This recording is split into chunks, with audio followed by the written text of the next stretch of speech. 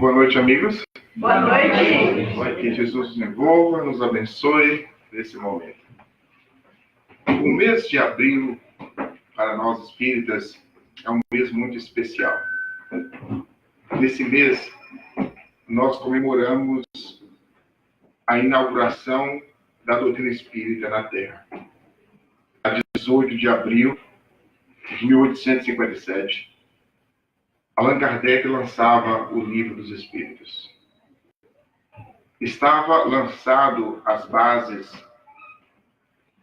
para o Consolador prometido por Jesus Cristo no Evangelho de João. Quando nós paramos para analisar esses 162 anos da doutrina espírita em nossas vidas, na Terra, paramos para pensar, às vezes, da importância desse espiritismo em nossas vidas.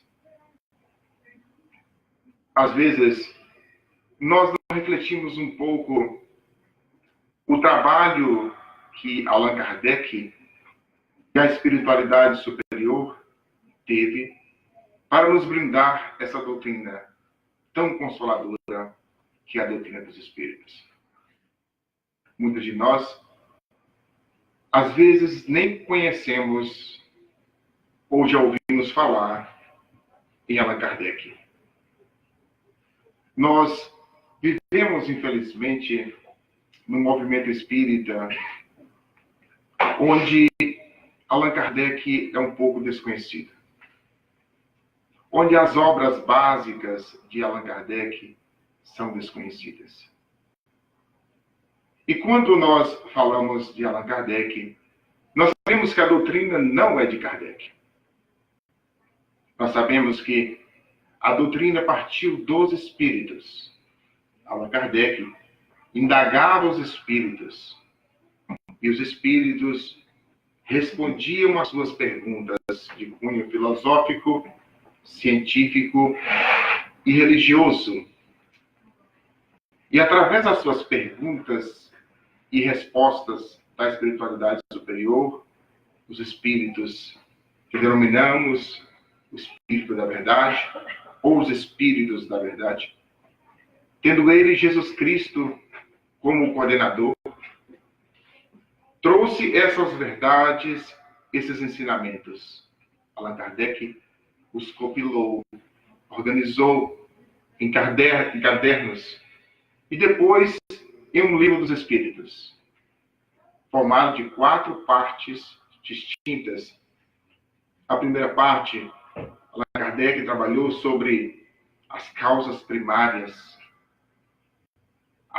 de Deus, da criação de tudo que há no universo, como tudo foi criado, o que é Deus.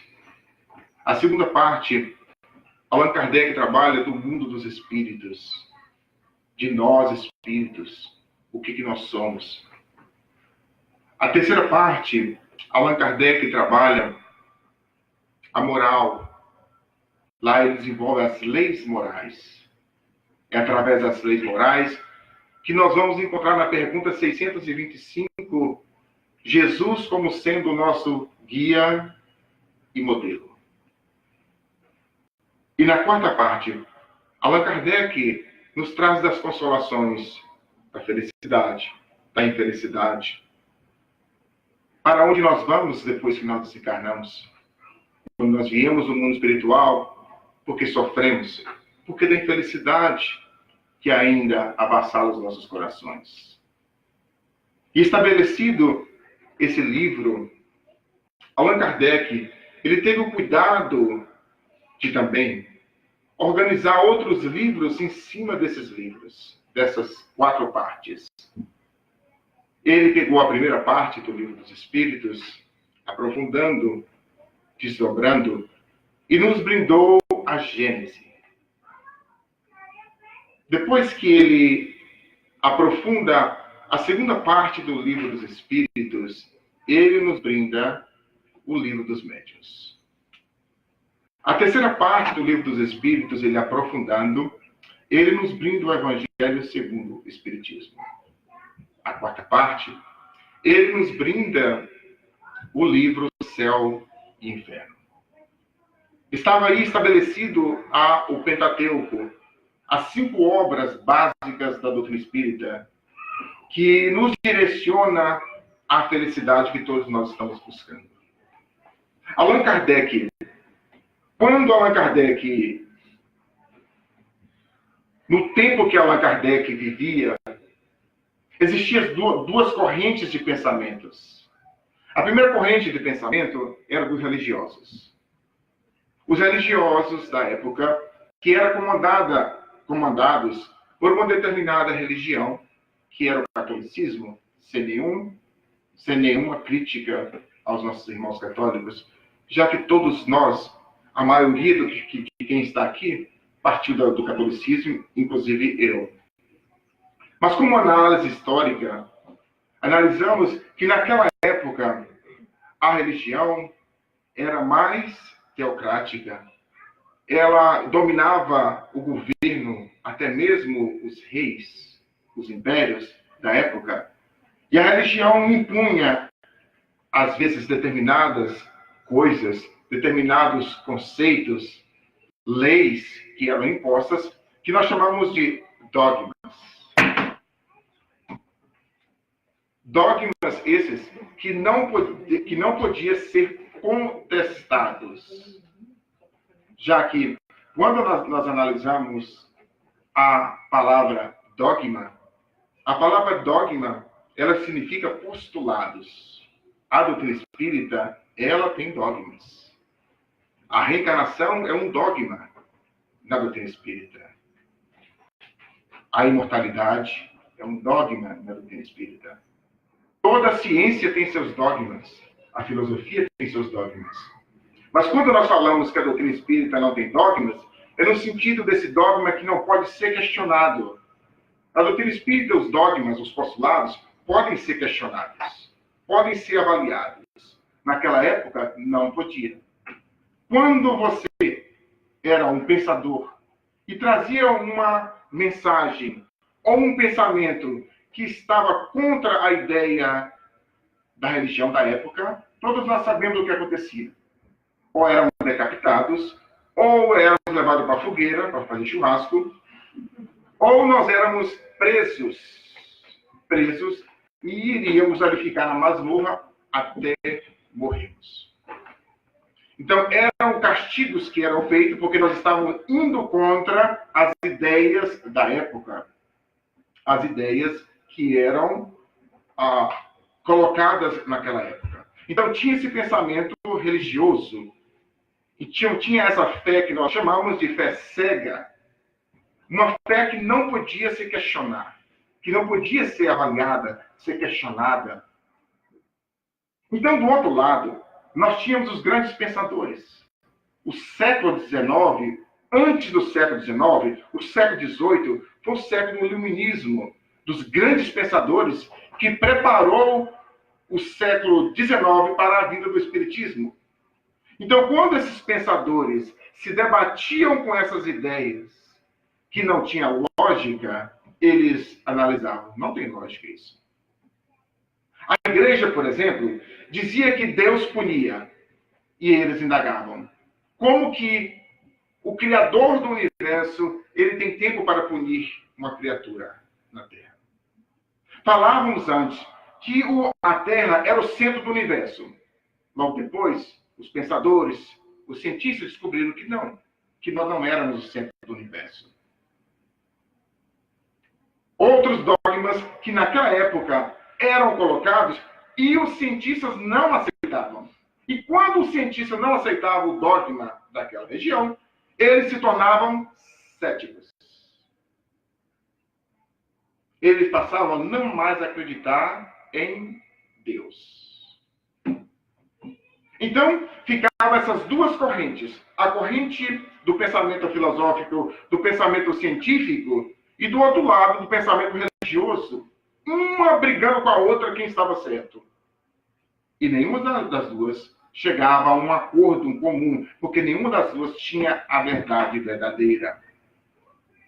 E quando o Espiritismo chegou, O Espiritismo trouxe uma mensagem diferente. Allan Kardec teve o cuidado de, quando o Espiritismo chegou, de falar que o Espiritismo era uma ciência. Uma ciência. O Espiritismo era uma ciência. Ele não falou, o Espiritismo é uma religião. Imagina se naquela época que a religião era tida para ignorantes. A religião naquela época era tida para pessoas que não pensavam, que não raciocinavam. Quem era religioso era proibido de pensar. Naquela época, né? Até hoje.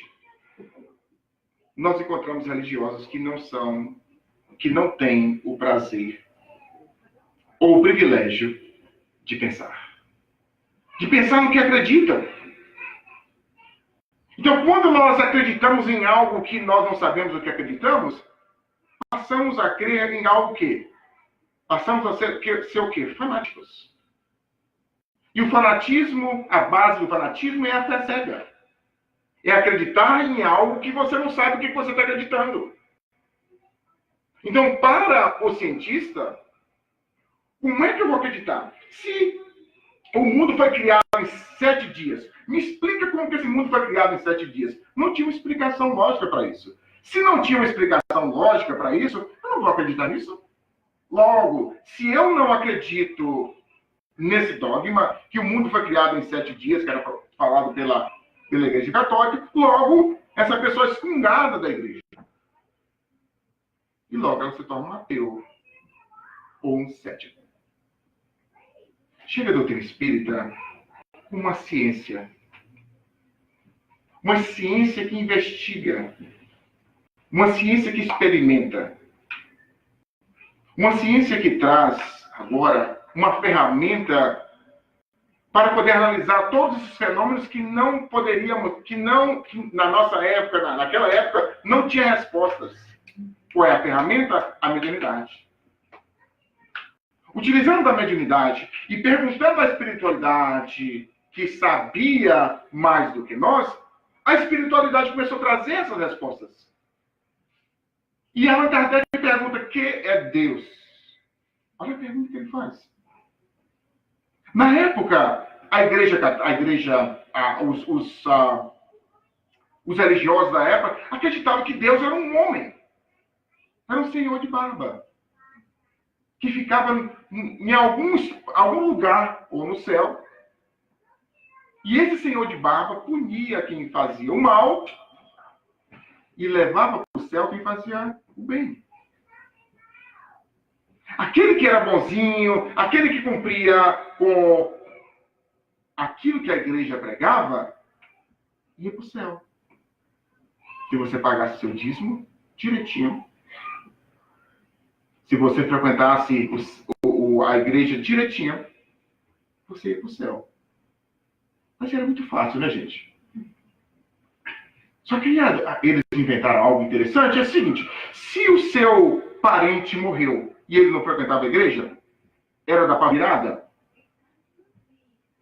a igreja poderia advogar por essa pessoa. Então, eu era rico, chegava, eu estava aqui, eu quero tirar fulano do inferno e coloca no purgatório. Criou-se o purgatório. Então, nós íamos lá, oferecíamos o dinheiro, a igreja ia lá e tirava, entre aspas, o nosso parente do inferno e ia para o purgatório esperar o julgamento final. Tem lógica isso? Para o cientista, quando analisava isso não tem lógica. E cada vez que os cientistas ouviam essas coisas, mais céticos ficavam com a religião. Mais descrentes ficavam com a religião. E chega a doutrina espírita. E aí Allan Kardec vai dizer que a doutrina espírita vem unir as duas. A religião e a ciência. Quando a gente ouve isso, mas como que o espiritismo pode unir as duas, religião e ciência? Porque todo cientista é materialista. Não. Allan Kardec diz que tem um cuidado, ele fala o seguinte, interessante o que Allan Kardec fala no Evangelho segundo o Espiritismo. Quando a ciência estava evoluída o suficiente, o Espiritismo apareceu. Ele não falou assim, quando a religião está evoluída o suficiente, o espiritismo apareceu. Porque a ciência investiga, experimenta, e foi o que Allan Kardec fez. Pegou aqueles médios, aquele fenômeno das mesas que giravam, e começou a investigar. Começou a investigar um método científico. Ele começou a analisar. Como que essa mesa pode levantar? Ela levanta e dá respostas. Respostas inteligentes. Como é que uma mesa pode dar resposta inteligente? A mesa levanta e você pergunta, eu quero me casar. Você acha que eu vou me casar daqui 2 anos, dá 2 toques? Você acha que eu vou me casar daqui 3 anos, dá 1 toque? É assim que as perguntas eram feitas na época. A mesa levantava e dava 2 toques. E a pessoa, graças a Deus, daqui 2 anos. Eu quero ficar rico. O que eu tenho que fazer para ficar rico? A mesa se levantava e a resposta vinha. Eram as respostas que eram feitas para a mesa, e a mesa respondia. Allan Kardec, quando viu aquele fenômeno, ele disse, não pode essa mesa dar respostas inteligentes, tem algo inteligente por trás disso. Olha, gente, olha a ciência. Olha a investigação. A ciência investiga. Ele começa a investigar aquele fenômeno. Ele chega à conclusão que existia uma inteligência por trás daquilo. Que existia algo inteligente por trás daquele fenômeno. E ele começa a investigar agora essas inteligências. Começa a investigar essas inteligências. Começa a perguntar a esses espíritos. E os espíritos vão respondendo aquilo que a ciência e a religião não conseguiam responder.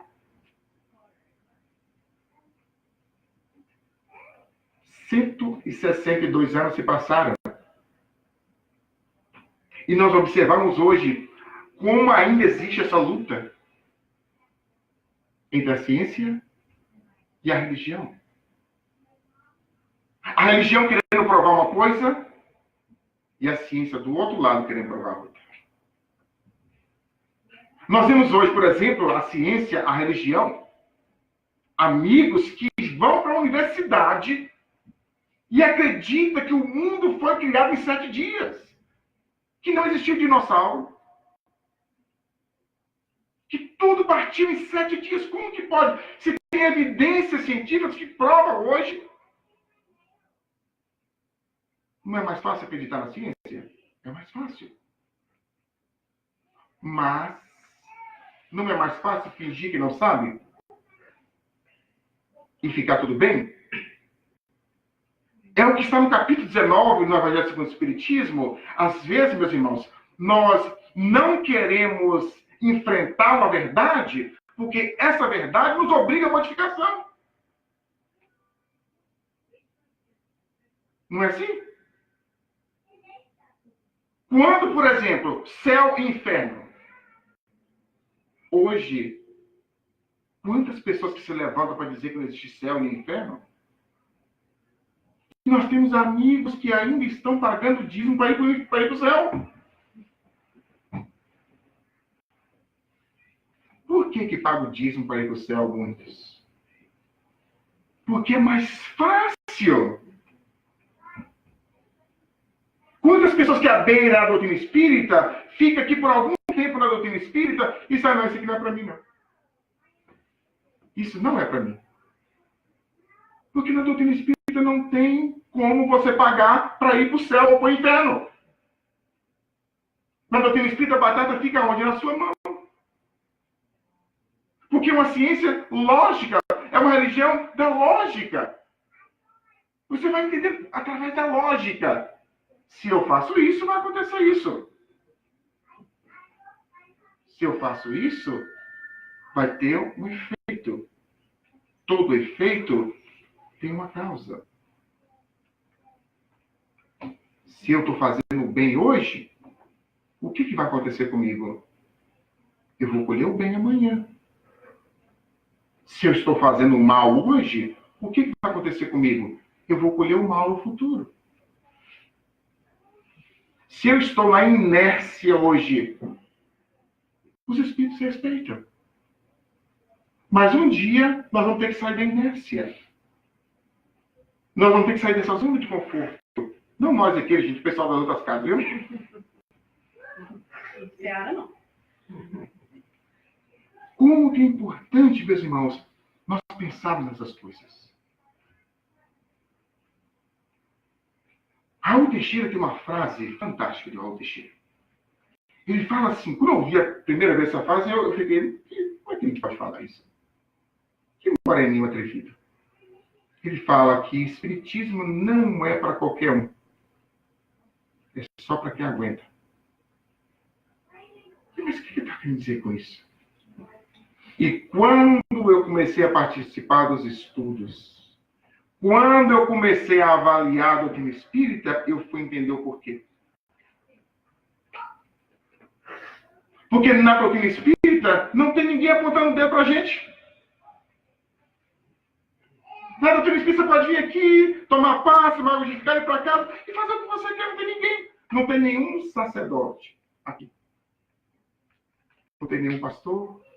Não tem nenhuma entidade religiosa. Ninguém está vigiando você aqui. Você faz o que quer. Não é bom isso, gente? Certa vez uma amiga me chegou e falou, Manuel, eu queria falar uma coisa com você. Esse é o meu último dia aqui no centro. Eu estou saindo do espiritismo. Mas por que, amiga? Eu vou explicar por quê. Porque essa doutrina, eu fico com muita liberdade. E eu preciso de uma doutrina que me domina. Então eu vou voltar para o pastor. Porque lá ele fala, se eu fumar, eu vou para o inferno.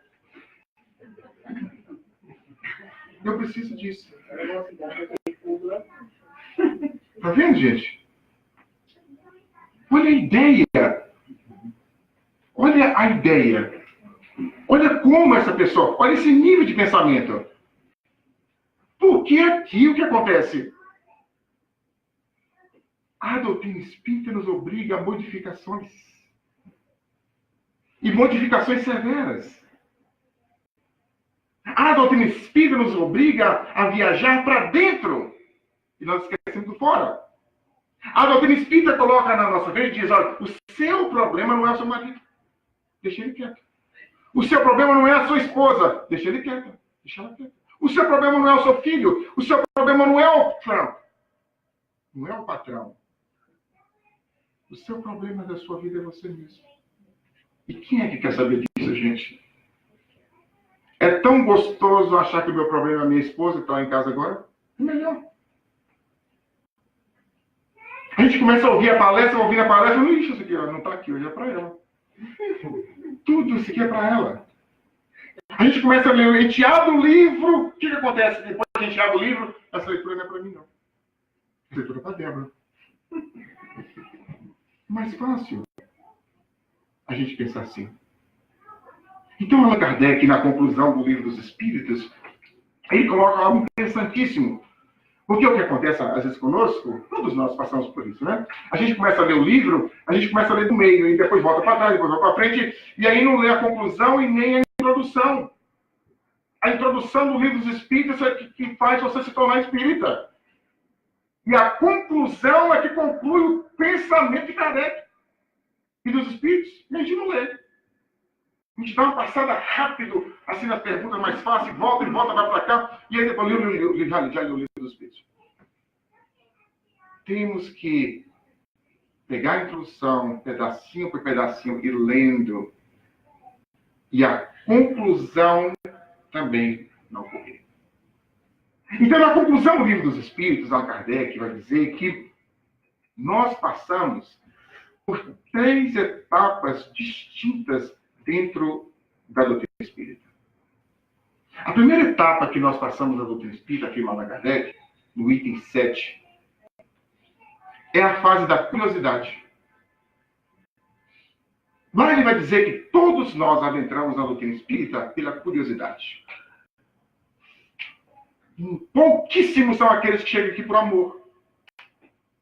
Eu estou chegando aqui porque eu vim para servir a Jesus. Pouquíssimos de nós.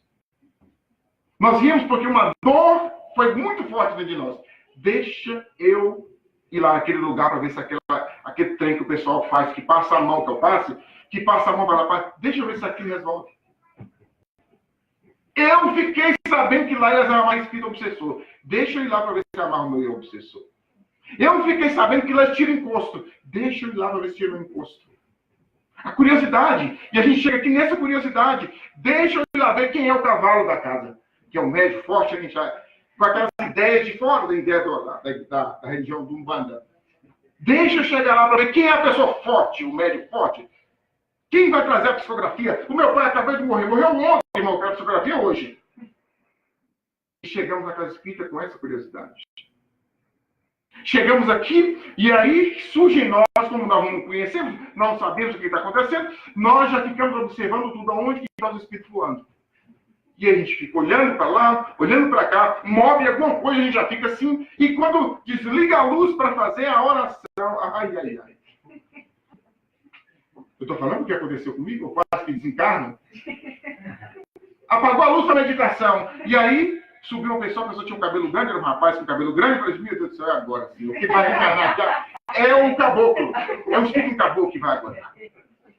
E a pessoa veio e fez a oração, e eu lá, eu não sabia o que eu estava falando de tremo, eu estava tremendo. E chegou na hora do passe. O que era passe? Ninguém falou comigo o que era. É um erro, às vezes, gente. A pessoa chega na casa espírita e ninguém pergunta a primeira vez que você está aqui. Você quer tomar o passe? O que é passe? Para passar o quê? Passar banho? O passe é uma transfusão de energias. Você gostaria? Ninguém pergunta.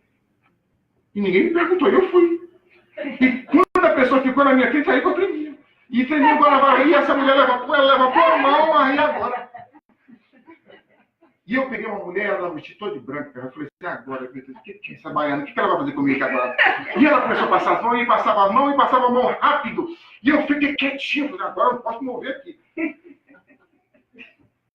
Foi um desespero o meu primeiro dia na casa espírita. Fui pela curiosidade. Eu não sabia o que era aquilo. Eu fui por... Fulano falou comigo, lá vai lá que é bom. Lá eles mexem com o espírito, lá eles fazem isso, lá eles fazem aquilo. E nós chegamos pela curiosidade. E pela curiosidade eu vou ficando. E pela curiosidade, às vezes, nós perduramos por 10 anos. Quantos são espíritas curiosos? O espírito é curioso, ele não busca analisar a doutrina espírita, a estudar a doutrina espírita, a participar dos estudos. Então nós chegamos e ficamos curiosos. E o que é que nos tange? O que é que nos toca? O fenômeno. Então a gente busca o fenômeno. A gente tem um cheirinho de rosa aqui. Não é fulano que passou com perfume agora. Não, isso é um cheirinho de rosa. Isso é um cheirinho de éter. Um cheirinho de éter aqui, ó. A irmã chega. É assim que a gente fica buscando o fenômeno. Chega médiuns, os médios chegam na casa espírita e não querem estudar, mas é espírito. E aí chega perto de outras pessoas e sai da... Olha, tem uma coisa para falar com você. Lá fora do centro eu falo com você, viu? Lá fora eu te falo. Eu vi 2 obsessores perto de você. É assim. Falta estudo. Falta análise. E chegamos, nós preparamos um estudo sobre a cura, fizemos um estudo sobre a cura, e é interessante como que muitas pessoas espíritas que ainda se encantam com a cura. Espíritas. Que estamos querendo uma cura fácil, uma coisa fácil. Eu chego aqui e o espírito tira aquele tumor de câncer, eu volto por aqui e sai daqui tranquilo, com o mesmo ódio que eu tenho do marido que me deixou. Da esposa que me deixou. Com o mesmo ódio que eu tenho daquela sogra que atrapalhou meu casamento. Sem saber que aquele ódio é que te causa o câncer. Mas como eu não conheço, como eu estou no período da curiosidade, como eu estou buscando o fenômeno, o que acontece? Eu posso até ser curado fisicamente, mas espiritualmente eu continuo doente. Do mesmo jeito. É esse período que nós vivemos, nós aqui, né, gente? Muitos espíritas vivem nesse período, o período da curiosidade, o período que nós não buscamos analisar a doutrina espírita. Eu pergunto, você já leu o livro dos Espíritos? Não. Porque eu não consigo, Manuel. Não sei o que acontece comigo. E que hora que você leu o livro dos Espíritos?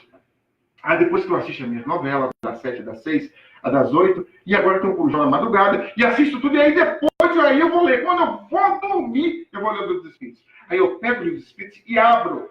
E aí leio o que é Deus. E cai do outro lado, babando. No outro dia que eu vou ler a resposta.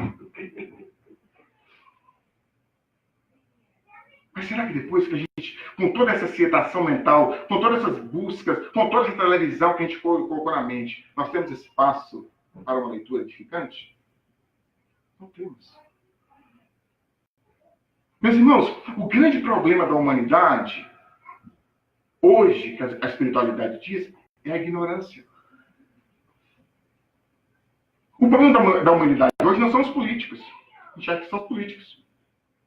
Não são os governantes. O problema da humanidade é a ignorância. Nós temos uma dificuldade muito grande de querer aprender, de querer buscar coisas novas, de analisar coisas novas. E chegamos na doutrina espírita, trazemos os mesmos conceitos, a mesma posição mental que nós temos lá de fora, nós trazemos para a casa espírita. E não tem como, meus irmãos. A doutrina espírita é uma doutrina de análise, de reflexão. Agora, nesse momento, nós estamos refletindo. Aquilo que nós vamos falando, nós estamos refletindo. Vamos refletindo. E essas reflexões vão nos levar a modificações íntimas. Não tem como nós modificarmos intimamente se nós não ouvirmos coisas novas, se nós não lermos coisas novas. Não tem como. Ficamos do mesmo jeito. Então, nós saímos do período da curiosidade e vamos para o período filosófico. É o segundo período que Allan Kardec fala. O período filosófico é o período em que nós vamos ler a doutrina espírita, filosofar na doutrina espírita, indagar as coisas que nós estamos lendo. Pegamos o livro, por exemplo, Paulo Estevam. Quem leu o livro Paulo Estevam? Aqui levanta a mão. A maioria não leu. Quando nós lemos o livro Paulo Estevam, a vontade de dar até a roupa, até a cueca, e sair gritando, amando Jesus para todos os lados. É assim que a gente faz. De tão profundo que é o livro. Quando a gente lê o livro, por exemplo, o livro Nosso Lar. Quem já leu o livro Nosso Lar? A maioria. Quando nós lemos um livro Nosso Lar, com a vontade nossa, é de para onde? Para o nosso lar. Eu quero desencarnar logo para mim ir para lá. E vamos lendo, e aí a gente lê o capítulo 12, amar os vossos inimigos, e a gente lê aquele capítulo, não é agora que eu vou perdoar todo mundo. A gente lê o capítulo 11, amar o próximo como a si mesmo, é agora que você com Chico Xavier, é agora que eu vou amar a humanidade, eu vou amar tudo, não é assim? A gente lê o capítulo 15, fora da caridade e na salvação. É agora que você está a todos os lados, beijando, abraçando, dando amor para todo mundo. É agora. Só que no período filosófico, se a gente não ter cuidado, os conhecimentos ficam só a nível do intelecto. Nós lemos, isso vai acumulando no nosso intelectual. Ficamos espíritas intelectos. A pergunta 625 do Livro dos Espíritos, a pergunta 621, a pergunta 996, a pergunta isso, e a pessoa não muda nem a cor do cabelo. Nem pinta o cabelo. Continua do mesmo jeito. No período filosófico, é o período que nós vamos assimilando as verdades. Nós vamos assimilando as verdades. Se essas verdades elas não ocupam o nosso coração, se elas não sintonizam com o nosso coração, elas ficam a nível superficial. O conhecimento fica aqui, nós sabemos de cor e salteado, mas não praticamos. Nós sabemos o que nós temos que fazer, mas não fazemos. Nós ouvimos palestras, nós lemos livros, e a coisa não toca na gente.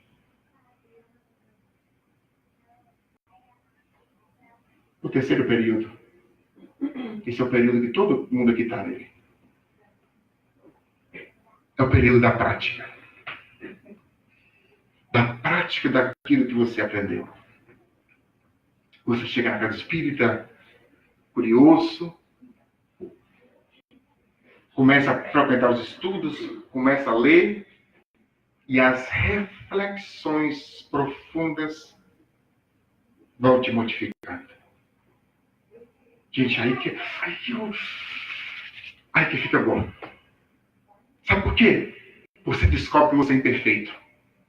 Oh, mas por que isso? Quando você descobre que você é imperfeito, não há mais aquele pseudo-espírita perfeito. Porque no período filosófico nós criamos uma casca do espírito perfeito. Assim mesmo, assim. Temos que perdoar, temos que perdoar. E vamos para o trânsito, até uma pessoa dá uma cortadinha, a gente vai atrás da pessoa. Mas temos que perdoar, temos que perdoar. Temos que amar o próximo, temos que amar o próximo. Chega em casa, não tem coragem de lavar as vasilhas da pia que a mulher está trabalhando. Tem que chamar a humanidade desse jeito. Temos que amar o próximo, temos que ajudar o próximo. E aí tem irmãos nossos na casa espírita morrendo de depressão e a gente não percebe. A gente está tão preocupado com o nosso umbigo que a gente esquece dos irmãos que estão ao nosso lado. Como é que a gente vai amar a humanidade desse jeito? Como é que nós vamos? É o pseudo-espírita perfeito. É quando nós vamos aprendendo, é totalmente natural, gente, isso. Nós vamos aprendendo, até que chega um ponto assim, nossa, não, eu sou melhor. E a gente começa a olhar para as pessoas e se sentindo melhor do que as pessoas. Aquele amigo que fuma, você olha para o amigo, ixi, olha para você, está acabando com o perispírito e vai voltar na outra reencarnação ser um pulmão. A gente olha para o amigo que está bebendo, não faz isso não, não faz isso não. É o pseudo perfeito. Aí o que acontece? Esse pseudo perfeito um dia ele erra. Um dia ele cai, como todos nós temos que cair. Vamos cair. E cai a ficha. Eu sou igual a todo mundo. Aí que tá o tempero da coisa. Eu sou igual a todo mundo. Aqui nessa sala não tem ninguém melhor do que ninguém. Todos estamos no mesmo nível vibratório. Todos estamos no mesmo nível espiritual. Alguns são mais esforçados, outros são mais lentos. Uns são mais trabalhadores, outros são mais preguiçosinhos. Só isso. Espiritualmente estamos no mesmo nível. Por que isso é bom? Isso é bom porque eu coloco agora no meu lugar. Qual é o meu lugar? De irmão. Eu sou seu irmão, Hércules. Eu não sou seu professor. Eu não sou seu mestre. Se Hércules cai, eu não vou ficar decepcionado porque ele caiu. Porque o meu mestre é Jesus Cristo. Não é o Hércules. Se Manuel cai, não é. Eu não vou ficar decepcionado com Manuel. Porque o meu mestre é Manuel. É Jesus Cristo. Não é Manuel. É Emanuel. Exato. É Emanuel. Assim fica melhor de nós trabalharmos o nosso trabalho íntimo. A nossa vivência da doutrina espírita, meus irmãos. Não basta só nós conhecermos a doutrina espírita. Não basta só ler os livros. Temos que vivenciar urgentemente essa doutrina. Temos que fazer essa doutrina vibrar no nosso íntimo. vibrar dentro de nós. Temos que fazer essa doutrina modificar os nossos conceitos antigos, os preconceitos que carregamos ainda dentro de nós. Como vamos fazer isso? Reflexões. Refletindo. São grupos de estudo que sentam e vão refletir. Pegam uma frase e vão refletir nessa frase. Vão trabalhar nessa frase. E cada um ali vai falando uma coisa, cada um vai indagando, cada um vai expressando aquilo que sente. São reflexões. E quando nós saímos daqui, saímos modificados. Eu digo para vocês, ninguém sai daqui de dentro hoje a mesma pessoa. Mesmo se você está aqui dentro sem querer, você não sai a mesma pessoa. Você ouviu uma palavra que eu falei que tocou seu íntimo. São reflexões. São reflexões. Aí o que acontece? Quando você pega essa palavra te tocou, reflita na palavra. Reflita na palavra e começa a vivenciar essa palavra. A palavra que me tocou essa noite foi perdão. Vivencia a palavra. Onde que eu tenho que vivenciar essa palavra? Eu vou perdoar o meu pai. Eu vou perdoar minha mãe. Eu vou perdoar o meu filho. Eu vou perdoar o meu amigo de casa espírita. Isso é reflexão, gente. Isso é vivenciar a doutrina espírita. Nós achamos que vivenciar a doutrina espírita é o que é? A gente sair daqui e começar a dar comida para todo mundo, para os pobres na rua. Isso não é vivenciar a doutrina espírita, gente, no nosso nível. Isso é com o nível de Chico Xavier, de Valdo Franco. O nosso nível é vivenciar o pouco. É vivenciar os conflitos que nós temos dentro de nós. Nós ouvimos, refletimos, vivenciamos e colocamos em prática. A prática, meus irmãos, ela demora, ela requer tempo. Tem pessoas que chegam para mim e dizem, Manuel, eu perdi a paciência. E onde você encontrou ela? Ninguém perde paciência. Virtude não se perde. Eu amava tanto meu esposo, agora não amo mais. Não amava. Virtude não se perde. Você não era paciente. Você era autocontrolado. Quando se é paciente, acabou a virtude. Você conquistou essa virtude, acabou. Você é paciente. Isso que a doutrina espírita nos explica. Nos ensina. Você lê, você assimila, você interioriza, você vai refletir com carinho, com amor. Olhar no espelho para você mesmo e dizer, será que eu tenho condições de perdoar essa pessoa? Não. Ainda não tem. Deixa eu falar mais um pouquinho. Está entendendo? Isso é doutrina espírita. Certa vez uma pessoa espírita vem dizer para mim, Manuel, nós espíritas não podemos sentir raiva. Onde você leu isso? Onde que você leu isso? Nós temos que sentir raiva. Porque nós somos espírito inferior. Mas como espírita que está assimilando as verdades espíritas, refletindo nas verdades espíritas, interiorizando as verdades espíritas, eu tenho um filtro para essa raiva. Aquele grito que eu dava já não dou mais. O filtro não permite. Uma amiga disse, Manuel, eu não sei o que acontece comigo agora. Depois que eu comecei a estudar, e foi estudando, parece que eu fiquei boba. Antes a pessoa falava assim comigo, eu já pulava em cima. Ela não falava nem 2 palavras, já falava 3. Agora parece que eu fico anestesiada. E a pessoa fala, e eu fico anestesiada. a autocontrole. Autocontrole, meus irmãos. É a doutrina espírita trabalhando dentro de nós. É a doutrina espírita envolvendo dentro de nós. Isso é caridade. Gente, nós temos no movimento espírita hoje algo muito perigoso. Um movimento assistencialista.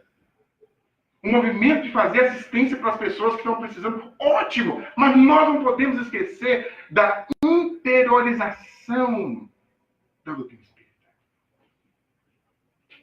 Você vai levar sopa. Por que você está levando sopa? Por que eu estou levando sopa?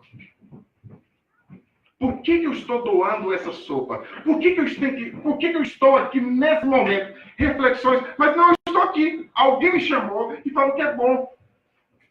Alguém disse que é bom porque eu ganho boas horas.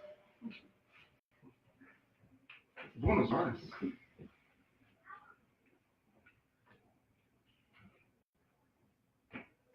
O nosso trabalho no Espiritismo não é de modificar o mundo de fora. Não é de modificar as pessoas.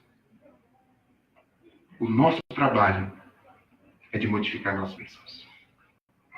O nosso mundo íntimo. Quando se modifica intimamente, o mundo de fora se modifica. Quando um homem se levanta, a humanidade o acompanha. Temos que parar de pensar dessa forma. Temos que parar de pensar que nós vamos ser espírito iluminado de um dia para o outro. Temos que parar de nos autopunir porque nós fizemos algo de errado. Temos que refletir mais na doutrina espírita. O que a doutrina espírita quer falar comigo? Onde que eu tenho que trabalhar mais na doutrina espírita? Uma coisa é certa. Nenhum de nós está na doutrina espírita por acaso. Se nós estamos aqui nessa doutrina, se nós estamos aqui nessa casa, é porque nós temos um compromisso nessa casa. O que eu faço para manter essa casa aberta? Você já parou para pensar nisso, gente? Eu chego na nossa casa espírita e eu pergunto para mim mesmo: o que eu estou fazendo para manter essa casa aberta? Qual a minha doação física e moral para manter essa casa aberta? Qual é? Qual o meu nível de empenho para manter essa casa aberta? Já que nós estamos aqui, nós fazemos parte dessa casa. Nós fazemos parte desse grupo. O que nós estamos? Qual é o nosso nível de esforço? Temos que refletir mais, meus irmãos. Porque o que acontece, tudo aquilo, afirma Emmanuel, tudo que nós temos hoje em sobra, se nós não utilizarmos certo, será escassez no futuro. Se nós estamos na doutrina espírita e não aproveitamos esses conhecimentos, e não aproveitamos essa oportunidade para podermos melhorar intimamente, um dia nós vamos ter que responder por isso. O que fizestes da oportunidade que tivestes? Estavas na doutrina dos espíritos. Ao chegar do outro lado, eu não posso dizer. O católico pode falar: olha, eu não sabia nada de reencarnação. E São Pedro vai falar: ok, meu filho, tá bom, muito bom, entra aqui. O protestante: olha, eu não sabia nada desse negócio. Agora que eu estou sabendo que a gente tem que ir do outro lado e aí tem que voltar de novo, eu não sabia.